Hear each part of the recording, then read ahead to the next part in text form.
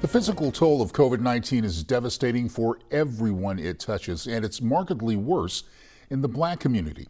The data bears out that fact. But there is also science that tells us there is an extreme mental health toll being exacted as well. So my guest now is Dr. Maryam Jernigan, psychologist, professor at Agnes Scott College. Welcome, doctor, and thank you for coming.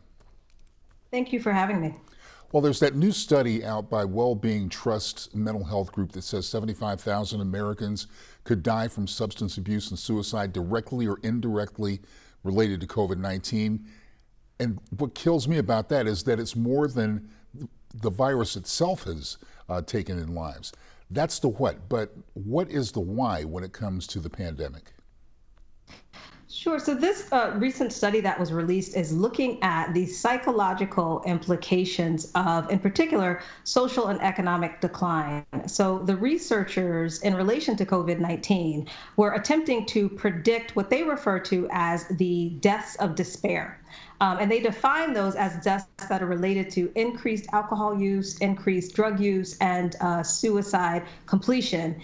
And what they say basically is that if we look at, in particular, economic decline, as well as relative to COVID-19, thinking about things like social isolation and a general sense of uncertainty, that we can predict based on current models how many deaths may occur that are indirectly, I would say, affected to the infection of COVID-19 and more so as a result of what may happen from a psychological or mental health phenomenon. And what's interesting, I think, and fascinating about the study is that they use previous economic models from economic downturns in an effort to say, from a quick economic recovery, so unemployment rates that may peak at about 15%, for example, all the way to, a longer term economic recovery where they are predicting or estimating unemployment rates at about 25 to 30%. What might happen? Can we predict additional deaths? And what is both interesting but also disheartening in some cases is that based on individuals' sense of psychological despair, which may lead them to engage in increased drug, alcohol use, or even complete suicide, that range from a quick recovery to a longer-term recovery ranges in estimates of about 27,000 deaths all the way up to actually 155, so just over 155,000 deaths, and somewhere in the middle. So if there's a moderate economic recovery based on unemployment rates, they do estimate about 68,000 deaths related to deaths of despair. Now, how much is the Black population disproportionately affected by all of this, if so, and why? Yeah. So the research that's used as a basis for this study is based on previous research. So there were researchers that actually coined the term deaths of despair, and they were looking at really understanding this idea of what happens to individuals psychologically when there's a long-term effect of social and economic decline. And so if we think about the emerging data as it relates to multiple disparities, mental health disparities and physical health disparities in the Black community, we know that these disparities have existed for a while. And COVID-19 is really perpetuating, exacerbating some of those existing disparities. So if factors like unemployment or folks who are at increased risk of losing their jobs, folks who are hourly wage workers who may have to go to work and may increase their likelihood of being exposed to COVID-19, lack of access to health care, lack of access to mental health care and appropriate culturally responsive or linguistically competent mental health care, those are things that we know previously affected the Black community at disproportionate levels. And so now as we're looking at emerging data with regard to rates of infection for Black individuals being, increased across the country and certainly in certain geographic areas, we can anticipate seeing those types of disparities heightened even more so.